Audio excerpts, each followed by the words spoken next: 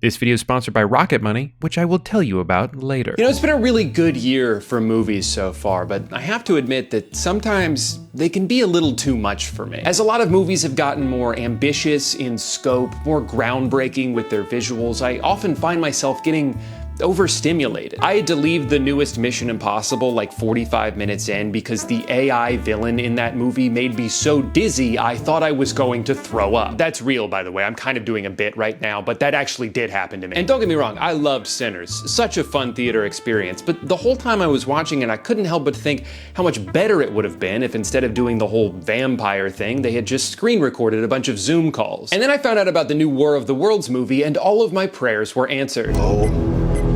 My God. War of the Worlds is Amazon's take on Steven Spielberg's take on the H.G. Wells novel from 1,000 years ago. And I say Amazon and not Prime Video because where a lot of Prime content is made with a noticeable production value, this movie feels like it was made in an Amazon warehouse. No, Mark, no! It's also kind of an ad for Amazon, but I'll get to that later. The main character of War of the Worlds is Will Radford, who works for the Department of Homeland Security as a surveillance and threat assessment expert, which certainly makes it sound like we could be in for an exciting movie here. In reality, all Will actually does is sit at his computer all day watching drone footage of Washington, D.C. I think the conceit of the movie was, okay, what if Jason Bourne worked from home? Sorry? And he was played by Ice Cube?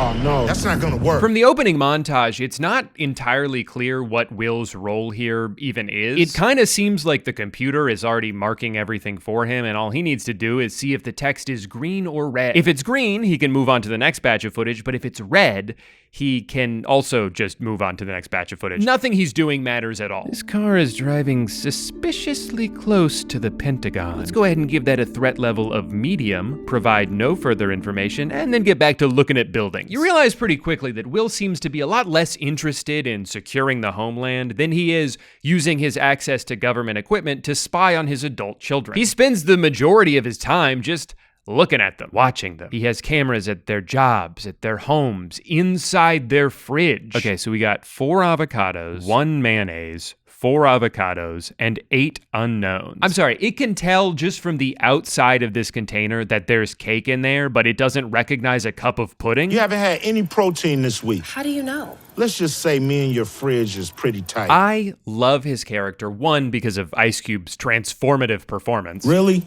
A muffin. What are you thinking? Jesus, Dad, how many times have we been One through hard this? boiled egg. But also, I like that he doesn't seem to know why his family doesn't fuck with him. Hey, Pops. I'm not your daddy, man. Sorry. He finds out his daughter didn't invite him to her baby shower. What shower? Oh, shit. So he hacks into her MacBook and is like, I don't get it. Why doesn't she trust me? Damn. Why would she say something like that? And you can see their last text exchange was her asking him for a ride to the hospital and him being like, not sure about that. I'm gonna be absolutely swamped that day watching a live feed of you going to the hospital. One of the other main characters in this movie is his friend, who works at NASA. And if it wasn't made obvious by the logo behind her and her multiple mentions of the NASA satellites that she has access to, her name in the movie is Sandra NASA. Just want to make sure nobody's confused about where she works. And look, I'm guilty of sometimes saving someone in my phone as first name, their name, last name, the thing I know them for. But even in the government database that he uses throughout the movie, he types in her name as Sandra NASA. So I think that is her legal name. Anyway, this is a great scene because in the span of about 15 seconds, you can see Ice Cube go from crazy weather, not my problem. Whoa, that weather's crazy. But it's not my problem. Take a look at this. I watch people, not weather. All right, that's crazy right there. Well, I got bigger fish to fry than watching clouds. Now, I know what you're thinking, this movie is great so far, but how come nobody's gone on Facebook yet? Don't worry, he does, for several consecutive minutes. Remember to take out the trash today and be nice to the kids. That's how she died. He forgot to take out the trash and she got hit by a garbage truck. Here's another example of very efficient writing in this scene. From this, we don't just learn that wife is dead. We learn that in this universe, the deliverability of a Facebook message is what indicates whether or not someone is alive. This is a crucial detail to remember, as later on when shit hits the fan and the aliens start attacking, spoiler alert, sorry, there's a very tense moment where Will's message to his daughter Faith does not go through. The implication being that she died so hard her Facebook doesn't even work anymore. Look, I know Facebook certainly has some weird policies, but I don't think they deactivate your account the moment you die. No, thankfully she survived, and her dad is able to confirm this because he, again, has access to 24/7 live feeds of every building she might be inside of. Aw, he really does care. That'll teach her not to be so cagey about her privacy. Also, I see these are all Ring cameras they've placed around their house, but what is this one for? The one that's eye level with the couch? Is that to make sure nobody breaks in and starts watching TV? Now, I think this is a good time to remind you that Ice Cube spends 99% of this movie sitting in one spot. This is a sci-fi action adventure about aliens attempting to destroy Earth, and it is filmed entirely from the point of view of a guy looking at his computer.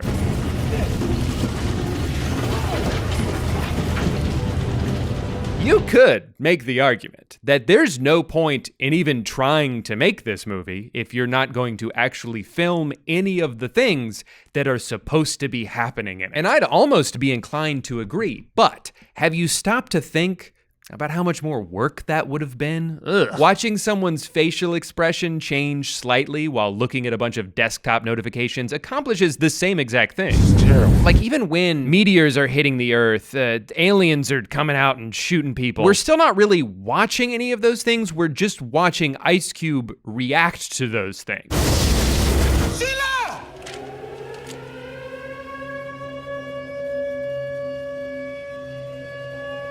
Oh my God. This is probably the best scene in the whole movie. You see this?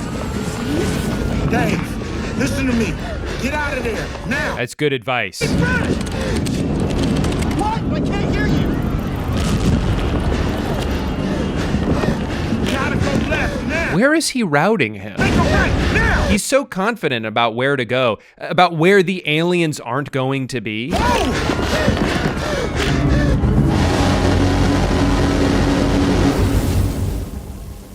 Oh no. My son died from explosion. When is this week gonna end? Thank God. Don't worry, Dave is okay. But now Faith is in trouble. I've never showed Dad. What are you doing outside? At least put a jacket on, it's cold out there. Get away from that. Okay? Stay clear of that stuff. Get out of there. Go! Yeah, she's working on it. Go!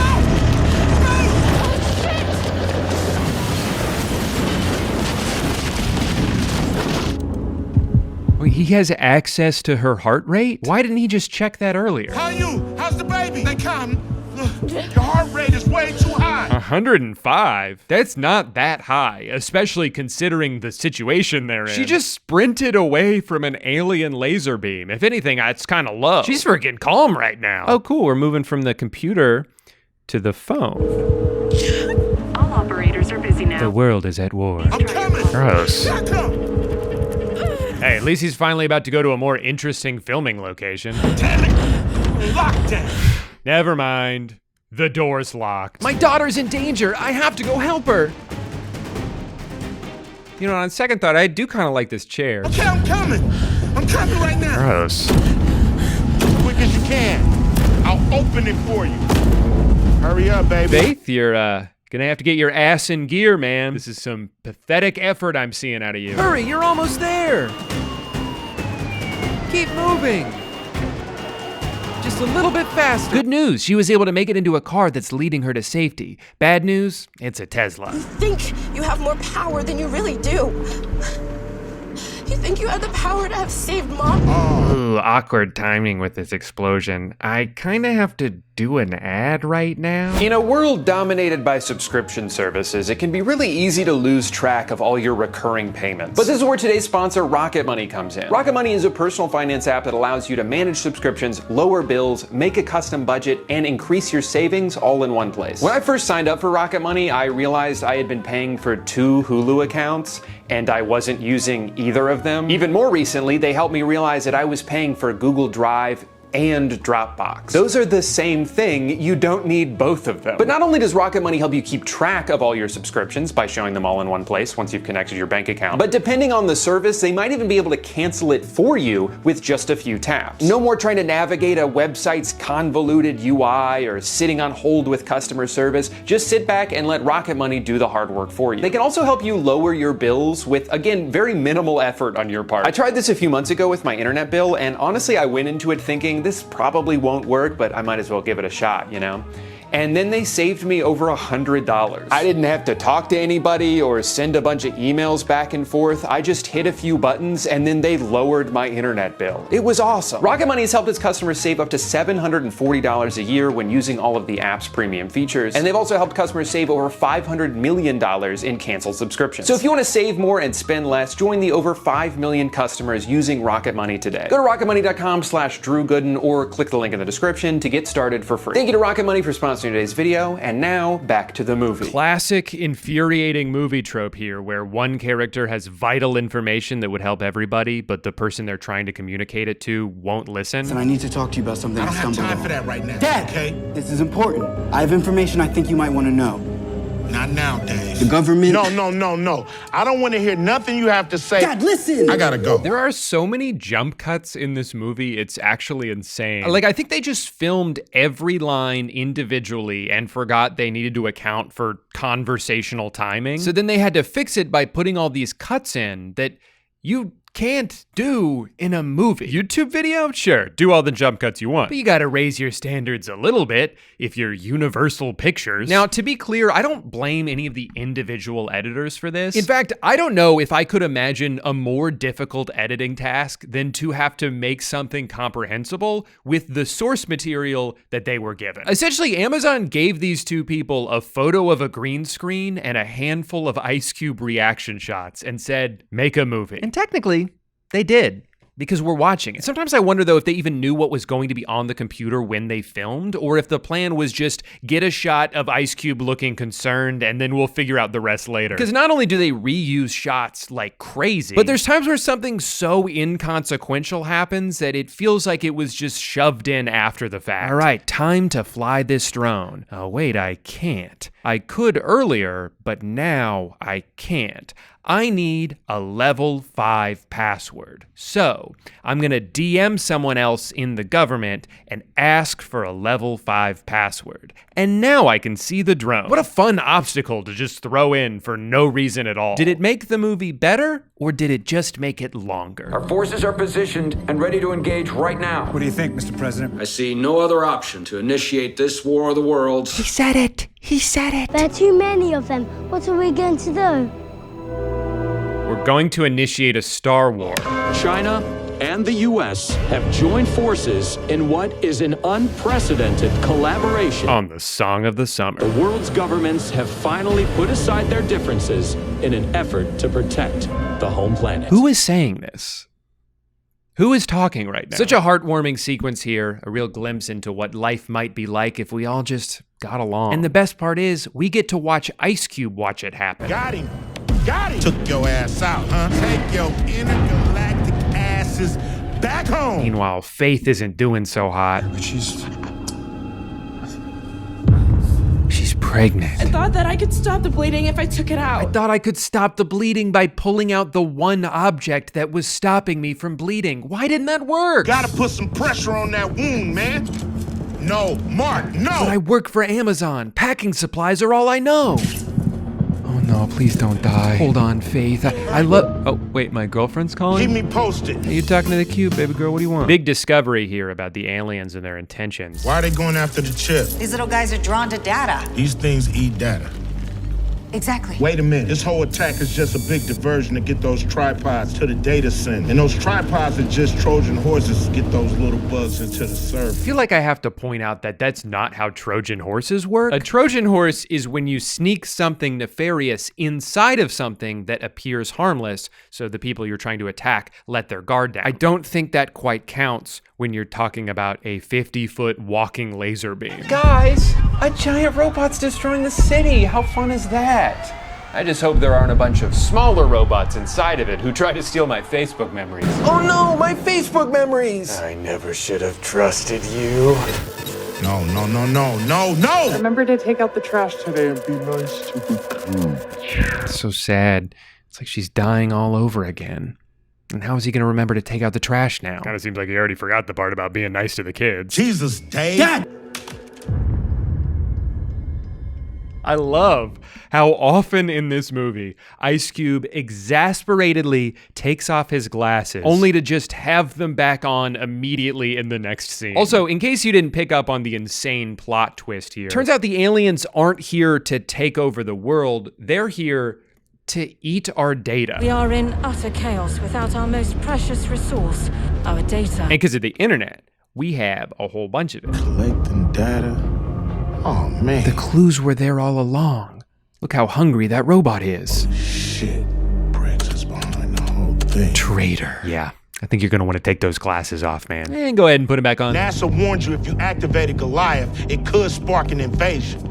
Those dinosaur bureaucrats don't keep us safe. I do. So basically, this evil government surveillance program knew that the aliens were going to come eat all this data, but they still wanted to collect it anyway. And it's like, okay, I guess there's almost an interesting idea here. There are a ton of billionaires and people in power who are mostly aware that their choices are actively harming the earth and the future of humanity, but they continue to do it anyway because the things they're doing benefit them personally. But I do think there's maybe a tad bit of irony in Amazon being the platform through which this message is conveyed. A platform that is currently using my own data to advertise groceries to me every time I pause this movie. Our most precious resource on Earth is data. Also, if you've ever been on the Fast and Furious ride at Universal Studios, all of these webcam conversations have the same exact cadence as the conversations that take place on that ride. Shaw, that cockroach we beat down in Spain? What's he got to do with this? Nothing. VP, justices, chiefs of staff, all secure. Okay. You insane. I didn't sign up for this shit. Thank you for your service, Radford. You're dismissed. Stop this thing. Wait! No. Oh, no. He's being dismissed. I'm not sure I understand, though. I might need to see 5 different examples of him being locked out of his computer. What?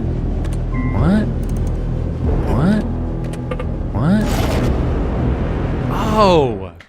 He got fired. The other twist is that his son Dave is the disruptor, and Will hates the disruptor because of how disruptive he is. It's you! It's you!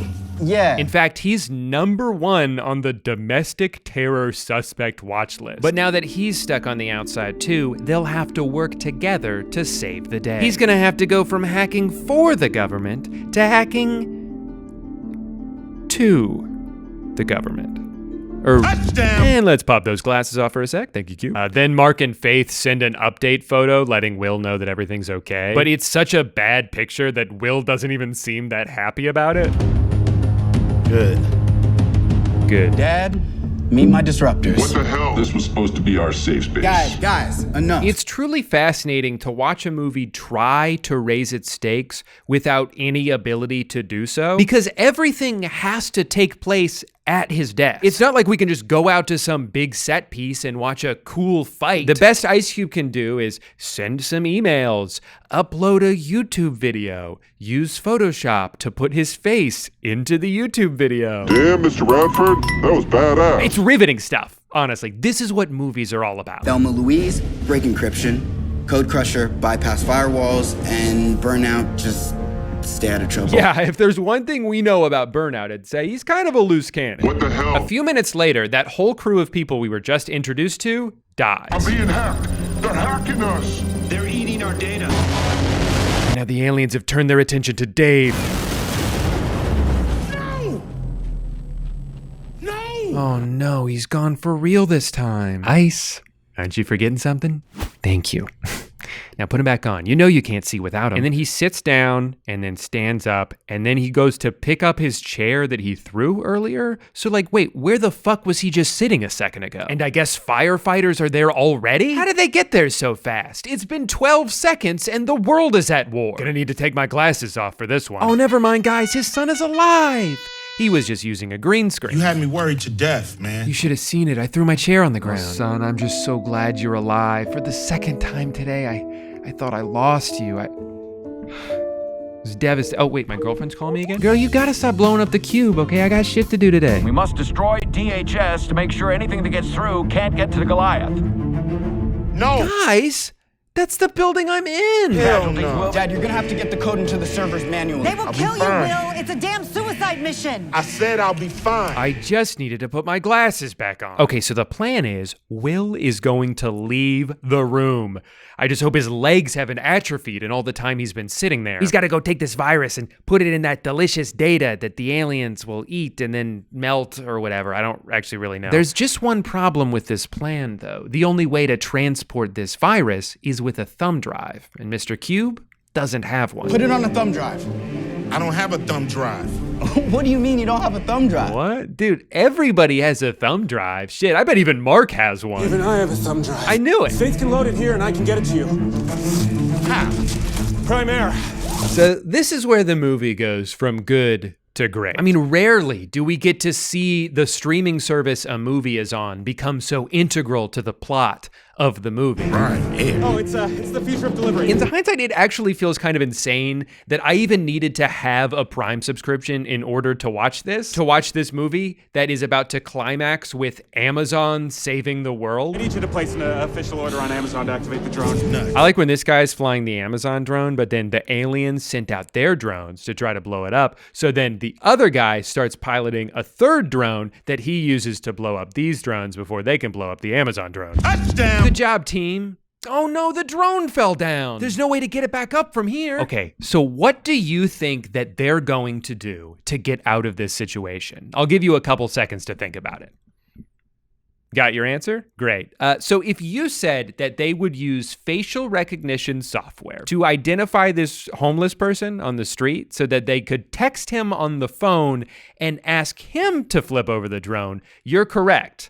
But also a little psychotic for even thinking of that. Jesus Christ, man. But of course, he doesn't just trust this unknown number at face value. He has to be bribed a little bit first. So they give him $1,000 Amazon gift card. And without hesitation, he sprints into the face of danger to flip that thing over. Oh my God, what a choice. I'm pretty sure that guy exploded, by the way, but that doesn't matter to us because the camera never turns around to look. In his first taste of real action in the entire movie, Will gets grabbed by an alien tentacle that penetrated the building, and then he says this. These things are everywhere! Nope, there was just one, and all he had to do to kill it was tell it to move. Oh, bitch! Get out the way! Just like the song. Where's that drum? Coming! And now for the scene that this entire movie has led up to. No! I love you guys! In hindsight, it actually makes sense why he spent his entire life in that room, because about 5 minutes after he left it for the first time, he died. So maybe he was onto something. Anyway, now it's everybody else's turn to be alone in a room, pretending to react to someone's death. Huh, not so easy, is it? Maybe we shouldn't have been so hard on him, especially now that he's gone. I miss him so much. His quips, his glasses. Oh, never mind, he's okay. Aw, happy ending. I guess nobody died in the movie. Except for the millions of people who definitely died in the movie, but we don't have to think about that. I just got off with the president. He wants you to pioneer a new data collecting protocol that doesn't invade people's personal privacy. Sorry, sir, but not for me. If I can't invade people's personal privacy, then I'm just not interested. This war of the worlds. And that's the movie.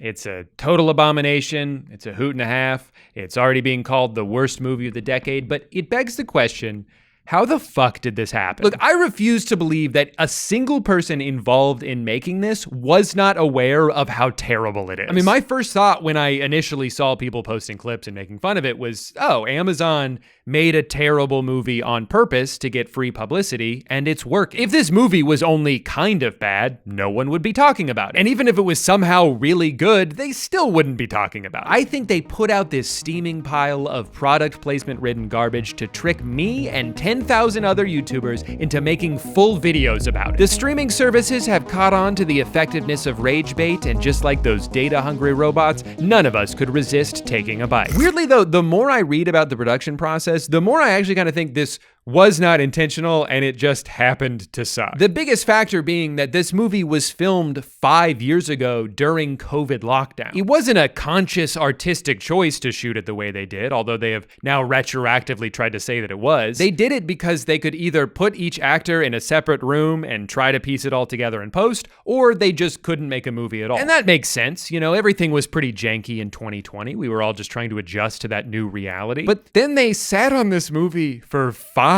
years. We are well past the era of late night shows being filmed on a webcam and sports being played in front of empty stadiums. Movies have been normal again for a while now. Nothing else looks like this. It's so out of place in the year 2025 that you can't help but stare at it. So I don't think they necessarily set out to make a terrible movie. I think they just ended up with one and didn't know what to do with it. But by waiting until audiences' expectations had long since returned to their pre-COVID standards and would be infinitely more critical of something that was shot exclusively on Microsoft Teams, it created the perfect storm of negative attention. It is the best advertisement for Prime Air that Amazon could have possibly hoped for. We're all voluntarily talking about it for free. So you know what? We gotta stop, guys, okay? No more fueling the fire. No more tweets, no more reactions, no more YouTube videos. From this point forward, or at least, well, let's say starting tomorrow, whatever tomorrow is, no more uploading YouTube videos about this movie, okay? And we obviously can't assign that rule retroactively. Anything uploaded today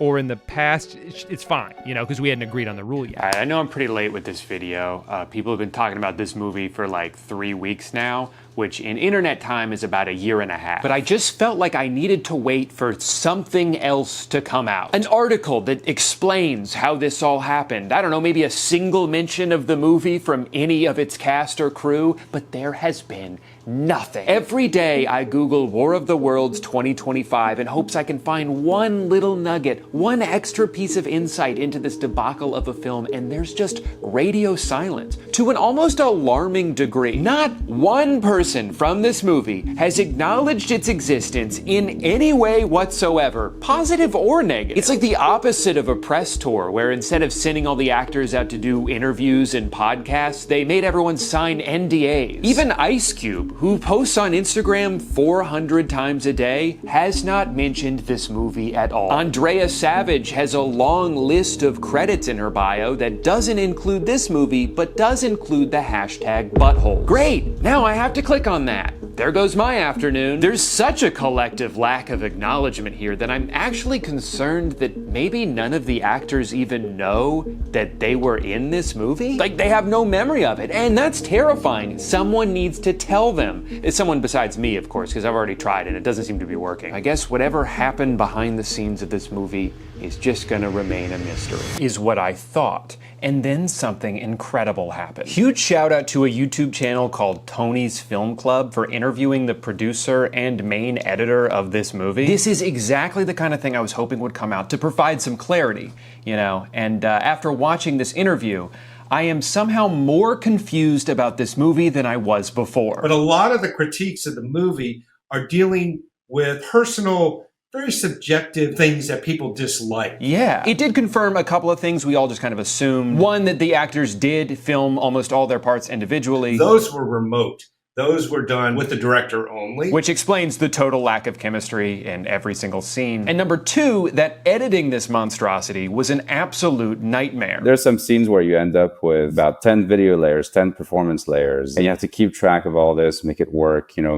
make sure that everybody is able to track and follow what matters on the screen. It's a mountain to keep track of. I genuinely feel bad for this guy for having had to put in hundreds, if not thousands of hours in order to make this movie movie come to life. Was I scared of entering this project? Yes, I was terrified, frankly. Another thing is that the producer seems to genuinely believe that people just aren't understanding their vision. But Q being a dad, saving his kids and family, that was the movie's intent. They seem to think that they've made this really heartfelt movie about a loving family and are annoyed that other people aren't seeing it that way. Instead, the movie was received as an enormous disappointment, as if it was to be this gigantic $200 million tentpole.